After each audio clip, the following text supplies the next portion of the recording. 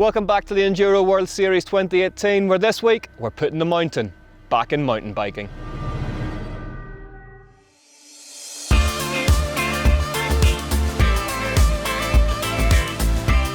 Yes, for round 5 we have returned to a venue which last saw top flight enduro racing back in 2016. This is the first of 2 scheduled stops in this year's tour for Italy, and it sees us in the frankly stunning surroundings of the Aosta Valley. Now, if you know your European mountain biking hotspots, you'll be all too familiar with the idea that this place has got some of the best trails on the continent, and as a result, it should produce some incredible racing. If you're new to enduro mountain bike racing, then this one should be a pretty good place to start. Let's go to stage 1.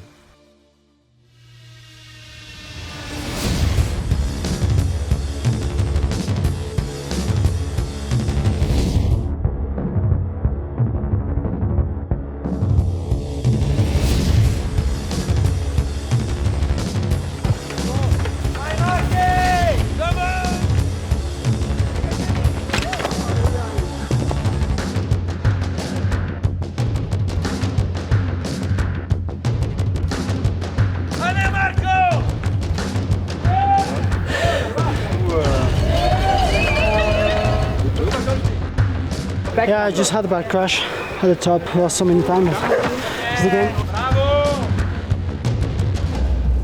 At the top there is a lot of pedaling section, you can't push too hard. It's the end of the stage, steep with a lot of roots.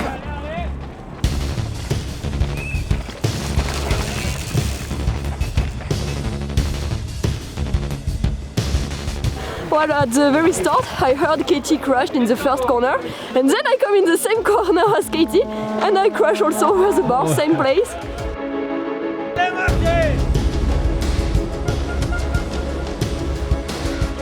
That was really hard. They always are, excuse my French. But I didn't get caught by Richie.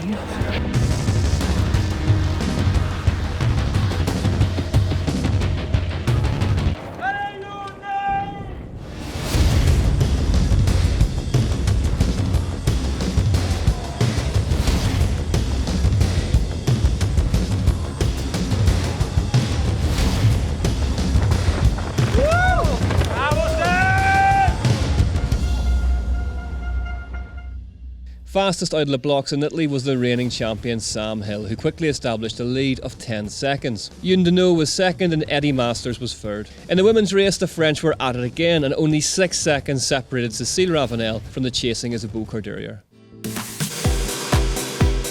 Italy has hosted an EWS round every year since the series' inception back in 2013, and the Thuile itself has seen some of the most dramatic racing that we've ever seen.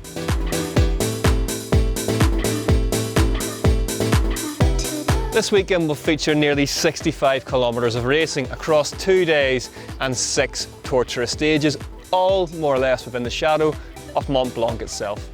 Stage 2 was to be 5 kilometres in length, making it one of the longest of the race as it wound its way down an old mining trail. The third stage was Cambodia, 3.7 kilometres long with one of the steepest lower sections of the weekend. Day 2 would begin with stage 4. Terriasse was the longest and most visually stunning stage of the weekend. Stage 5 was the brand new for this event, Belfast. And the last stage of the weekend, stage 6, was breakdance, which would deposit the racers back into the town.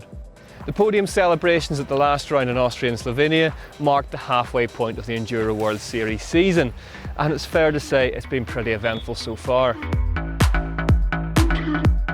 The championship standings tell their own story, and our reigning champions Cécile Ravenel and Sam Hill have won 7 out of 8 races between them. Well, there you have it then, with 1880 and 1600 points respectively, the champions are in control. But look a bit further down the table and things are heating up a treat. Robin Wallner and Damien Otton are extremely close together, but perhaps crucially Wallner is absent this weekend, so there's a real chance for the Frenchman to gain some ground. Isabeau Corderia and Katie Winton head an extremely tight women's field behind Ravenel. And with that then, it's time to head back to the top of the hill and get straight back into the action. Stage 2 was one of the most tightly forested of the race and offered big rewards for those willing to take their chances on its narrow bench cuts.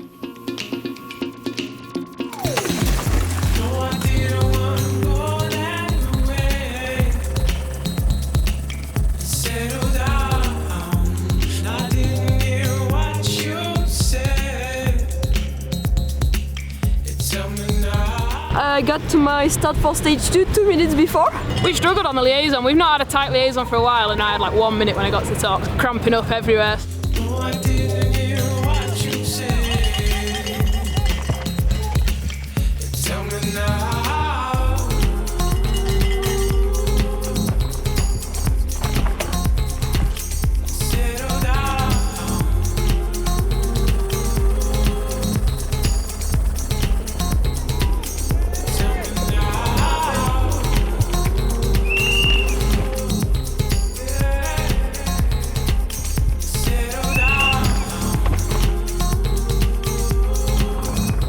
Well, another crash, but yeah, it's tough, man. The stage is really long. Good top of stages, but the bottom, my arm is a little bit tired.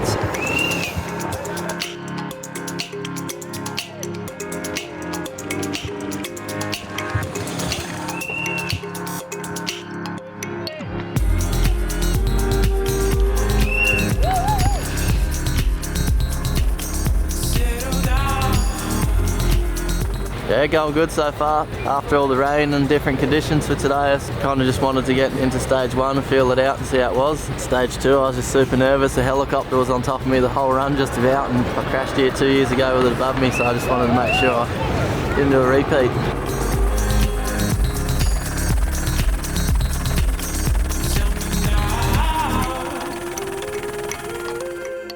Cecile kept the early pressure up with another win on the second stage of the day, and now led Isabeau by 34 seconds. Melanie Poujan was hoping to capitalise on a strong showing at the previous round and made it a French top 3. Eddie Masters continued his strong start with another third on stage 2 to put himself into second in the overall behind Hill. Richie Rude was now up into the top 3. Lupin was stage 3 and offered up a vertical drop of nearly 800 metres and a host of freshly cut sections. Unfortunately, the stage was cancelled for the top women due to an injured rider on the track.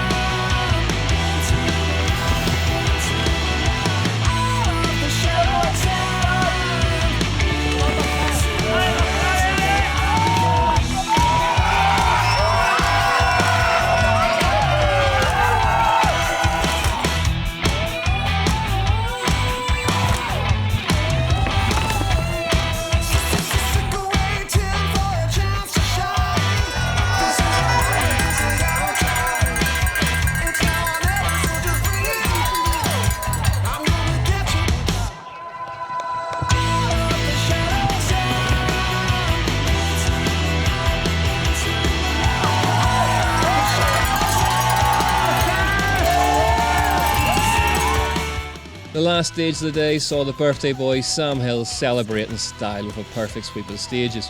His overnight lead was to be a meaty 24 seconds from the superbly consistent Eddie Masters. Second place at the previous round, Martin Mays was now up to third in the overall, while Cecile Ravenel maintained her stranglehold on the women's overall. The forecasted rains arrived late that night and set the scene perfectly for the drama that was yet to come. Day 2 featured a weather-affected reshuffle of the stages. There would now be 2 passes of what was originally stage 6, with stage 4 and a short urban sprint through town separating them. The first stage of the day was just shy of 5 kilometres in length and featured a downhill track style final dive through the woods and onto the finish line.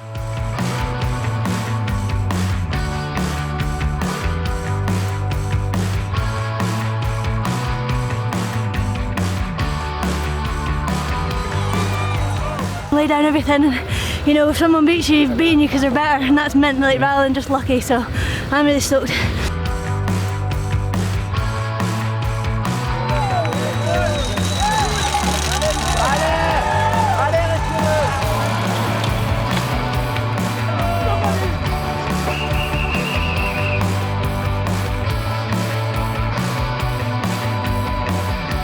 The chain went off, and so yeah, when you have no more chain, you lost times. Climb and then going into the technical stuff. It's so hard to keep your head together and get composure back.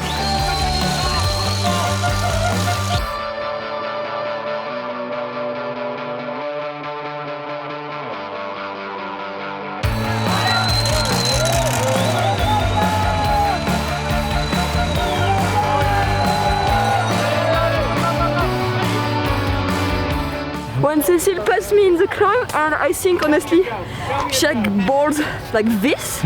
She was pushing so hard, I've never seen something like that.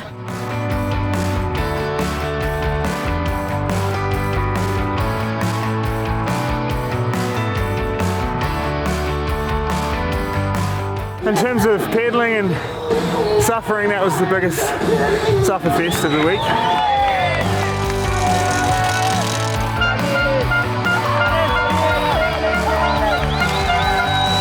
It's such a hard stage, but I managed to keep it all together, and it seems like it's a gap up pretty good. The first stage of the day featured a lengthy climb, which Cecile Ravenel used to great effect, passing no fewer than 3 of her components on it. With that kind of horsepower on tap, it was perhaps unsurprising that her overall lead was now comfortably over a minute. Martin Mays felt that the new look day 2 suited him nicely and promptly went fastest. He was honing in on Masters but had work to do if he wanted to catch Hill. Richie Rude's race was over when he had a massive rear wheel mechanical and was left to limp the bike home. One of the most beautiful start lines in EWS history deposited the riders into flat out loose rock for the longest stage of the weekend.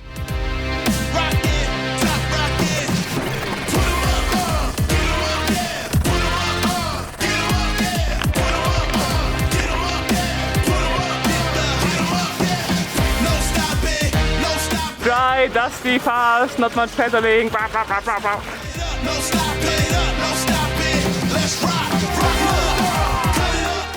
was quite good.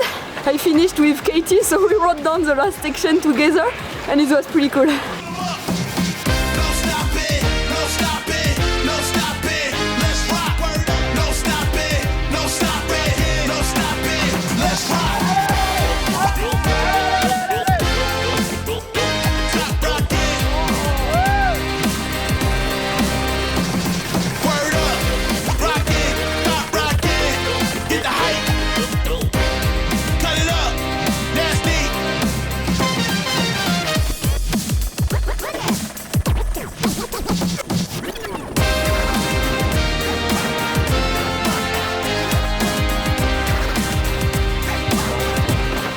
Yeah, starting to feel a bit tired, just every stage is pretty long.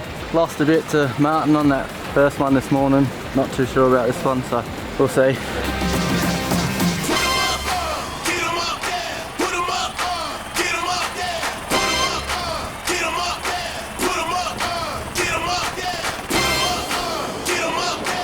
Yeah, it's going well so far. Had a really good stage, still have time to make or lose.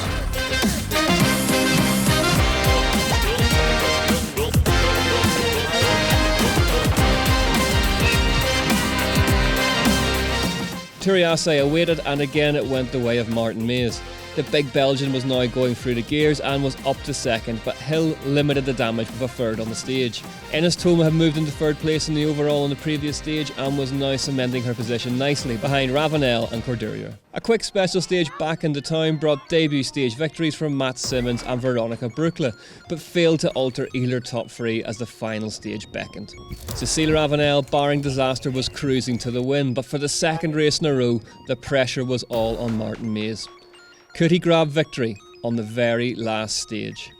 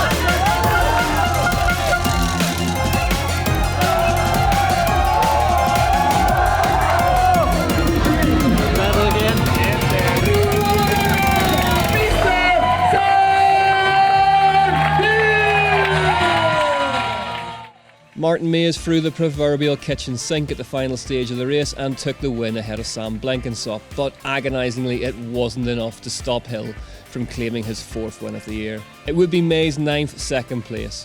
He had paid the cost for that slow start on day 1. 3rd spot went to Eddie Masters, who had refused to drop out of the top 3 all weekend. It's a result which was marked with some style when he became the first person in mountain bike racing history to forward roll his way onto a podium. Cécile Ravenel took win number 5 and remains undefeated in 2018. Isabel Corderia was second, as she has been all year, but Ines Thoma had a really strong ride to third just behind her. Ines, back on the podium, all smiles, you're happy? Yeah, I'm so happy. It was such a good day. I love the high alpine riding. Yeah, I was a bit worried. Like, I really liked the stage, which was cancelled. So I was like, oh shit, this 2-time bike park. I'm not sure if that really suits me, but yeah, it did, and it was a really good day. When you finished day 1, did you think this podium was on day 2? I'm trying not to think about the end result. Yeah, that's what people say. I had a podium in Rotorua, but I always had a bit of an asterisk next to it because I'm from New Zealand, obviously. Good to get one in. Isabel, second place this weekend. Are you happy with the 2 days' work? I'm pretty happy with my 2 days, especially since I got second on almost every stage, and I'm a bit back in shape, like closer to Cécile on some stages.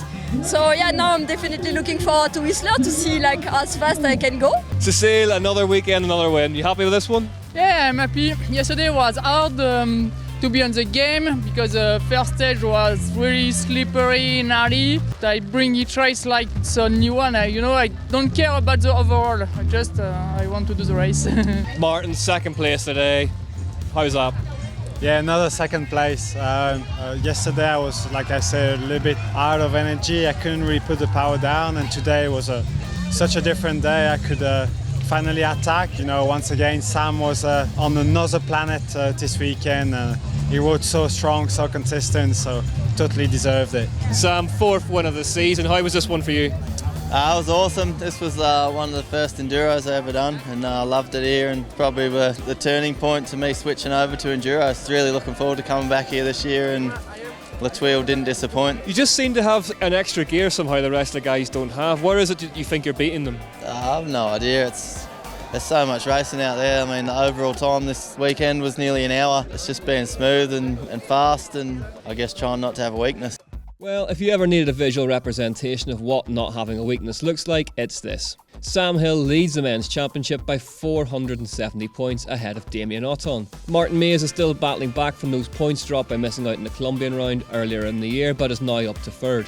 Cécile Ravenel clocks 2,000 points thanks to that remarkable 5th win. Corderia remains in 2nd, but is now a full 250 points adrift. That Thuile podium has pulled Ines Thoma right back into the hunt for 3rd. Canyon Factory Enduro team lead the team's championship and have now amassed a 738-point gap back to Ibis Cycles Enduro race team, whilst Chain Reaction Cycles Mavic are holding on to that 3rd spot, which they claim back at round 4. So there we have it then, racing finishes at round 5 of the 2018 Enduro World Series here in one of its famous venues, the Thuile in the Aosta Valley. Sam Hill and Cécile Ravenel march on, and the answer still hangs heavily over this season: who's going to step up and beat them? You can find out next time if anyone can do it in Whistler, Canada. We'll see you there.